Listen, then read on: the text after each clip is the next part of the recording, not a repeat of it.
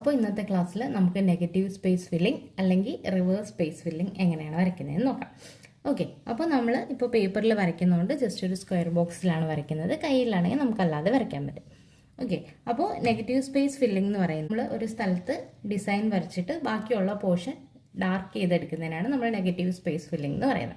അപ്പോൾ ഇന്ന് നമ്മൾ നെഗറ്റീവ് ഫില്ലിംഗ് വരയ്ക്കുന്ന സമയത്ത് എന്തെങ്കിലും കാര്യങ്ങളാണ് ശ്രദ്ധിക്കേണ്ടതെന്ന് നോക്കാം. അപ്പോൾ ഇപ്പോൾ നമുക്ക് ആദ്യം ഈ ഒരു സ്ക്വയർ ബോക്സിനകത്ത് നമുക്കൊരു ഫ്ലവർ വരച്ചു കൊടുക്കാം. നമുക്ക് ഇഷ്ടമുള്ള ഏത് ഫ്ലവറോ ലീഫോ എന്ത് വേണമെങ്കിലും വരയ്ക്കാം. ഇപ്പോൾ തൽക്കാലം നമുക്കൊരു ഫ്ലവർ വരച്ചു കൊടുക്കാം. ഓക്കെ, ഫ്ലവർ വരയ്ക്കാൻ വേണ്ടിയിട്ട് ആദ്യം ഒരു സ്രില്ല് വരയ്ക്കാം. ഇതിന് ചുറ്റുമായിട്ട് നമുക്ക് ഹംസ് വരച്ചു കൊടുക്കാം.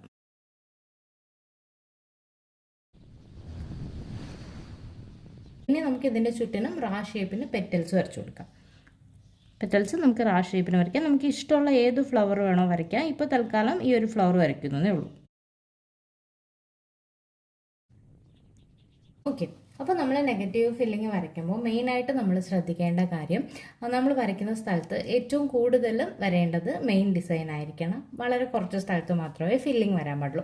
അതായത് ഒരു 80% ഡിസൈൻ തന്നെ ആയിരിക്കണം. ബാക്കി 20% മാത്രമേ നമുക്ക് ഡാർക്ക് വരാൻ പാടുള്ളൂ. അപ്പോൾ അതുകൊണ്ട് നമുക്ക് കുറച്ചും കൂടി ഫ്ലവർ വരച്ചു കൊടുക്കാം. കുറച്ച് സ്പേസ് ഇട്ട് നമുക്ക് ഫ്ലവർ വരച്ചു കൊടുക്കാം. നമ്മൾ കോർണറിലൊക്കെയാണ് ഫ്ലവർ വരയ്ക്കുന്നതെന്നുണ്ടെങ്കിൽ നമ്മൾ ഫ്ലവറിൻ്റെ പകുതി വരച്ചാൽ മതിയോ.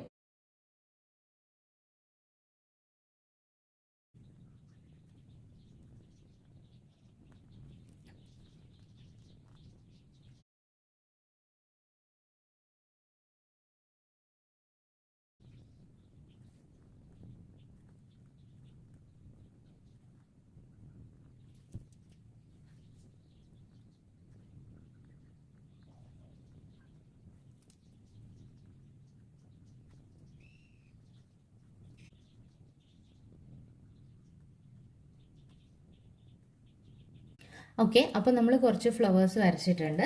അപ്പോൾ ഇതിൽ നമുക്ക് ഡിസൈൻ ആയിരിക്കണം കൂടുതൽ, ഡാർക്ക് പോർഷൻ വളരെ കുറച്ചായിരിക്കണം. അപ്പോൾ ഇപ്പോൾ നമ്മൾ ഡാർക്ക് ചെയ്യുവാണെങ്കിൽ നമുക്ക് ഡാർക്ക് പോർഷൻ ആയിരിക്കും കൂടുതലുള്ളത്. അപ്പോൾ നമ്മൾ ഇതിൽ കുറച്ചുകൂടി ഡിസൈൻസ് ആഡ് ചെയ്യാൻ പറ്റും.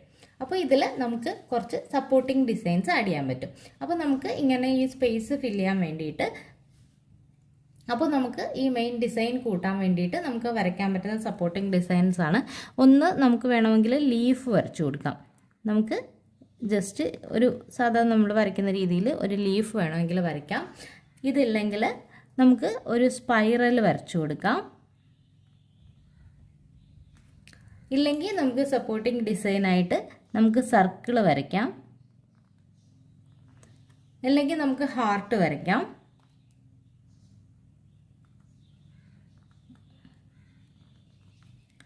ഇല്ലെങ്കിൽ നമുക്ക് ഒരു ഫ്ലവറിൻ്റെ ഷേപ്പിന് വരച്ചു കൊടുക്കാം.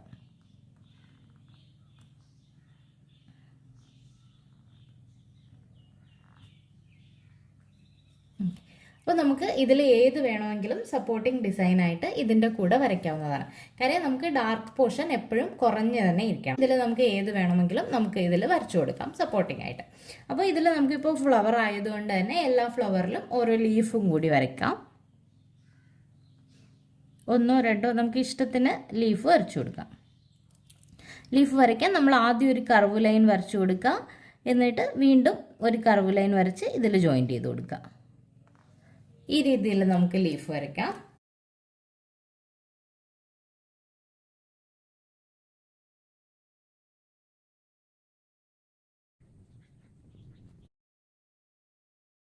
ഓക്കെ, അപ്പോൾ നമ്മൾ ഇപ്പോൾ ലീഫ് വരച്ചു കൊടുത്തിട്ടുണ്ട്. അപ്പോൾ എന്നിട്ടും നമുക്ക് ഒത്തിരി സ്പേസ് ബാക്കിയുണ്ട്. അപ്പോൾ നമുക്ക് ഈ സപ്പോർട്ടിങ് ഡിസൈൻ ഒന്നുകിൽ ഏതെങ്കിലും ഒന്ന് തന്നെ കംപ്ലീറ്റ് ആയിട്ട് വരയ്ക്കാം. ഇല്ലെങ്കിൽ നമുക്ക് ഇതിൽ ഏതൊക്കെ ഇഷ്ടമുള്ളതെല്ലാം കൂടി മിക്സ് ചെയ്ത് നമുക്ക് വരയ്ക്കാം. അപ്പോൾ ഇപ്പോൾ നമ്മൾ ലീഫും ഫ്ലവറും വരച്ചിട്ടുണ്ട്. ഇനിയും ഒത്തിരി സ്പേസ് നമുക്ക് ബാക്കിയുണ്ട്. അപ്പോൾ നമുക്ക് ഇതിലെല്ലാം കുറച്ച് സ്പൈറൽസും കൂടി വരച്ചു കൊടുക്കാം.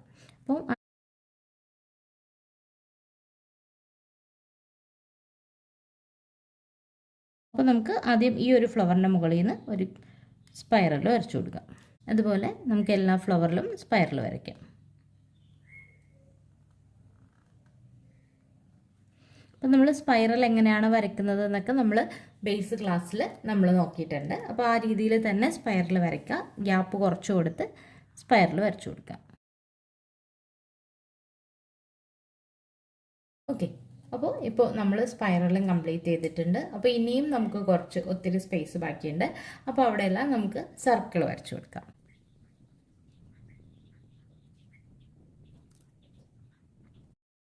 ഓക്കെ, ഇപ്പോൾ ഏകദേശം നമ്മുടെ സ്പേസ് കംപ്ലീറ്റ് ആയിട്ടുണ്ട്. ഇപ്പോൾ നമുക്ക് 80% നമുക്ക് ഡിസൈൻ തന്നെ വന്നിട്ടുണ്ട്. ഇനി നമുക്ക് ബാലൻസ് പോർഷൻ ഡാർക്ക് ചെയ്ത് കൊടുക്കാം. അപ്പോൾ ഡാർക്ക് ചെയ്യുമ്പോൾ നമ്മൾ ശ്രദ്ധിക്കേണ്ടത്, നമ്മൾ ഈ വരച്ചിരിക്കുന്ന ഡിസൈൻ്റെ എല്ലാം ഔട്ടർ ഒന്ന് തിക്കായിട്ട് വരച്ചതിന് ശേഷം ബാലൻസ് സ്പേസ് നമുക്ക് ഡാർക്ക് ചെയ്ത് ഫില്ല് ചെയ്ത് കൊടുക്കാം.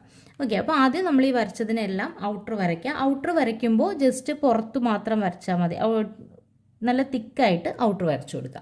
ഔട്ടർ വരയ്ക്കുമ്പോൾ നമ്മൾ ഈ വരച്ചിരിക്കുന്ന പെറ്റലിൻ്റെ തൊട്ട് ബാക്കിൽ നമ്മൾ നന്നായിട്ട് തിക്കായിട്ട് വരച്ചു കൊടുക്കുക. അതിൻ്റെ മുകളിൽ കൂടി വരയ്ക്കരുത്, ജസ്റ്റ് തൊട്ട് ബാക്കിലായിട്ട് തന്നെ വരയ്ക്കണം. അതിൻ്റെ മുകളിൽ കൂടി വരയ്ക്കുമ്പോൾ നമ്മൾ ഈ വരച്ച ഡിസൈൻ വീണ്ടും ചെറുതായി പോവും. അതിൻ്റെ തൊട്ട് പുറകിൽ ജസ്റ്റ് നല്ല തിക്കായിട്ട് നമ്മൾ ഡാർക്ക് ചെയ്ത് കൊടുക്കുക. അതുപോലെ നമ്മൾ വരച്ചിട്ടുള്ള ഉള്ളിലോട്ട് നമ്മൾ ഡാർക്ക് ചെയ്യേണ്ട, ഔട്ടർ പോർഷൻ മാത്രം നമ്മൾ നല്ല തിക്കായിട്ട് ഡാർക്ക് ചെയ്ത് കൊടുക്കുക. ഏതൊക്കെ ഡിസൈൻ വരച്ചിട്ടുണ്ടോ അതിനകത്തെല്ലാം നമ്മൾ തിക്കായിട്ട് ഡാർക്ക് ചെയ്ത് കൊടുക്കുക.